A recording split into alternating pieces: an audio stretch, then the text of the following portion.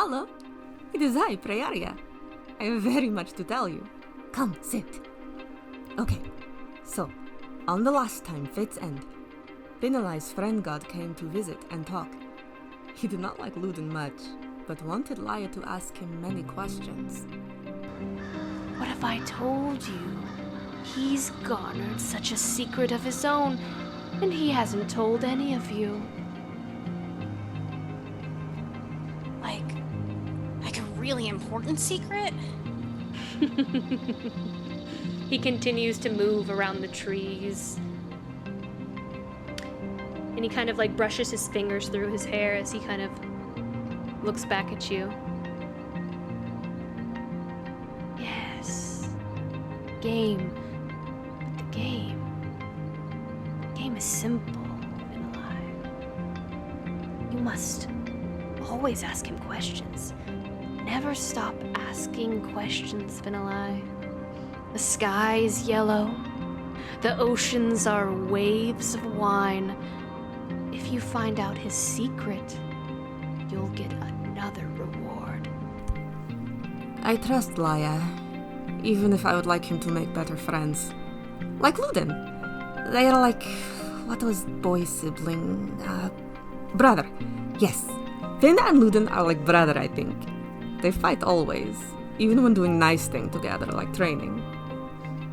So he's going to go all the way around, push it off, grab the sword from you as you are using your momentum, pull it away, and just booty bump you to the side, and then take the rapier and toss it back up to Theus, put his sword away, and go.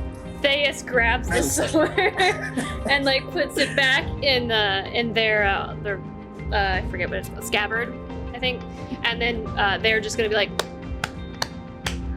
Don't clap for him. He's gonna take a little bow, and then he's gonna give Finn 6 good berries, just in case to like heal up or anything like that, and be like,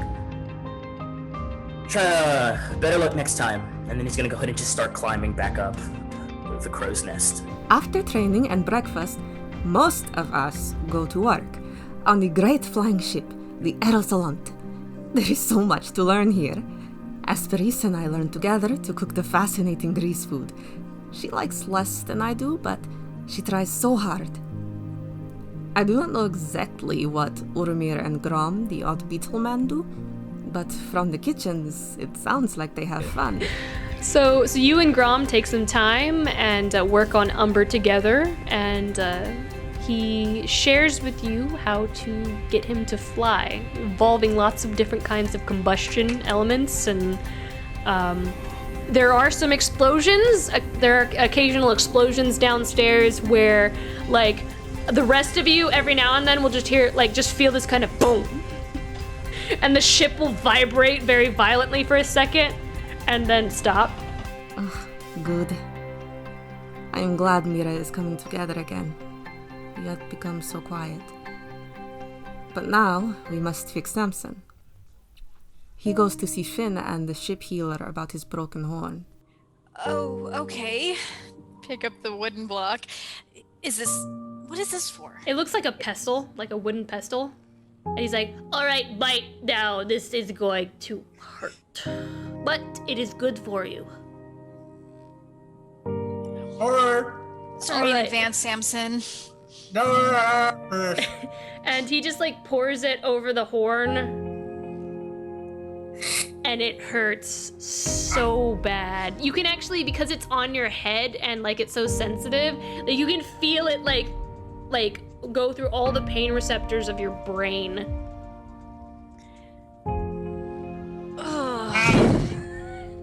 If he can be healed, it will take much time.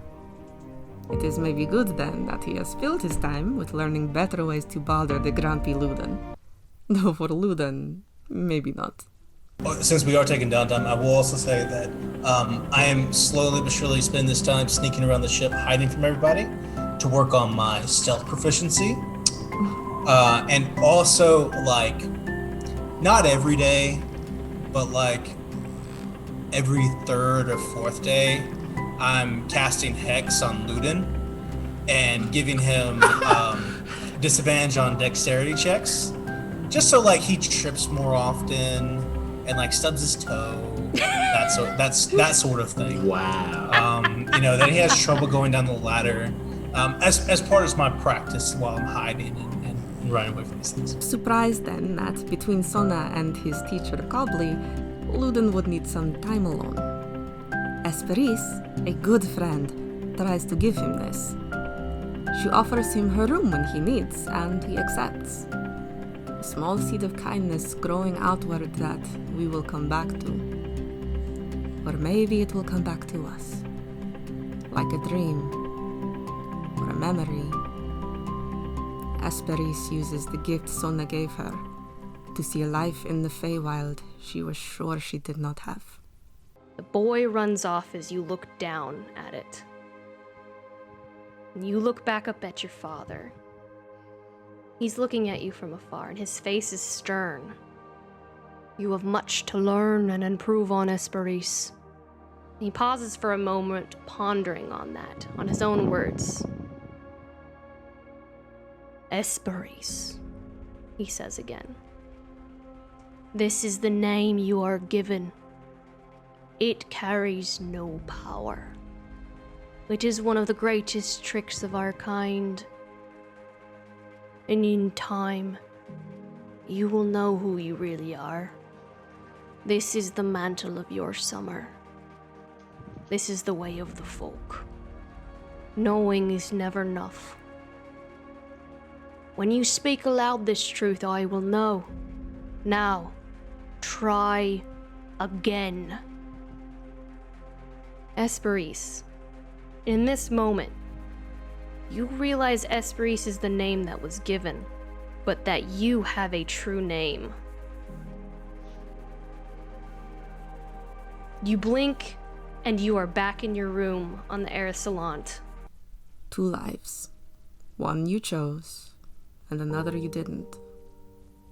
I suppose her and I have something to talk about.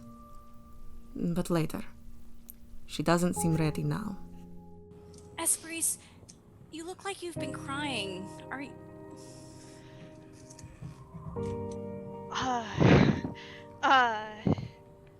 Wow, Finn, I really don't know how to respond to that. Sometimes you just say things. I'm sorry that I look like I've been crying. I will try not... I'll try not to look like that. Hesperis. You look beautiful. It's okay. I'm sorry for saying things. No, it's, I'm not angry. I just... You seem really angry. I'm not upset. No, I'm not. Shut up. No, please don't do that. He hasn't done anything wrong. I just... it's very strange. I used to, when I was a child, I was not so good at talking to people, and now I consider myself very good at it because I feel, I know what people want. But Finn, I never know what you want. I never know what you want from me exactly. So, what do you mean when you say that I look like I have been crying? Well... Sona suggests we try going flying to help Hesperis feel better. I don't know how much it did, but I hope she can speak about it soon. If not for herself, then for Luden. You see, Finn finds out Luden and Hesperis met together in her room and, well, he could use some help. And she didn't tell me. Would she, Finn? Would she really? Or would she not want to hurt your feelings? Because Hesperis is that kind, isn't she? Are you sharing a room with her? Don't worry about it. If you're sharing a room with her, then you probably upset her to the point she's crying. And I'm sure she's just being polite and not saying that. And decided to take it out on you instead. Maybe. Does that sound like Hesperis, Finn? To take out her troubles on the person that's, not making her angry? Well, I don't know. I mean, it's not So really why don't you like ask her? I tried asking her. And see how that went. Talking about anger, I thought I would have more for Samson. Instead, I am angry at me. Or maybe how we are both caught. Like moths in webs. or spider legs. Why were you mad at me?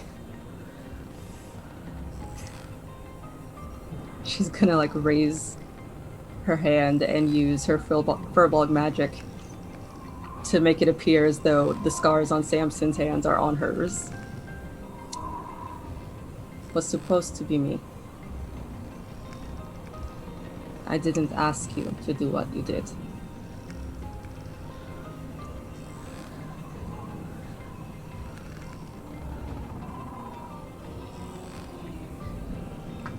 But she's just gonna keep looking at the scars that aren't really there. I'll look at the scars that are there. As I said, it is just who you are. Sona tells me more about his home, the things that are against us, as he says. All these bigger things, and he says it's my choice. How can that possibly be true?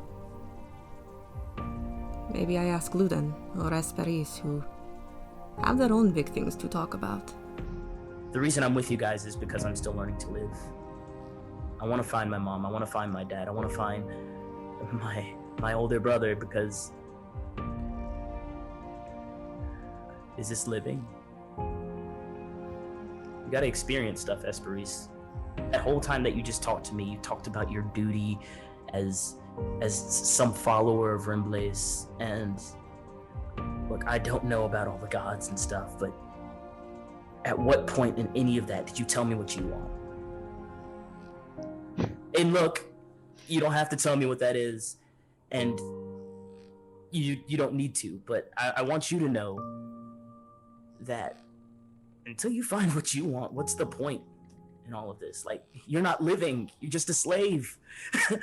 and sure, that sounds like you can make it sound like you're doing some really good things to help other people, but any god that doesn't allow his followers to live sounds more evil to me than good.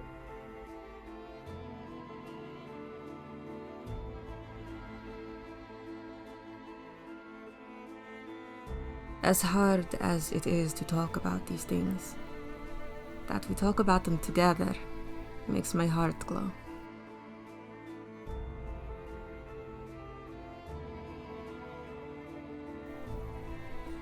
I only hope we live to talk more. A storm appears, and we choose to go through.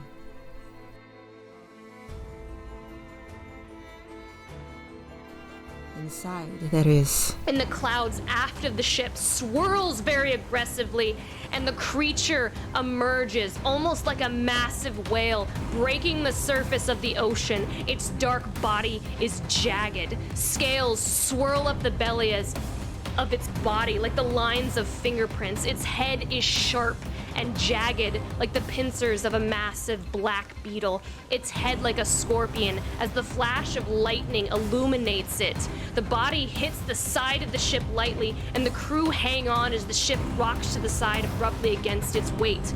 Its head looks down at you, 4 stingers jutting up the back of its head, and rows of sharp, jagged teeth pool out of its mouth like a bouquet of thorns. It leans forward, opening its mouth, roaring.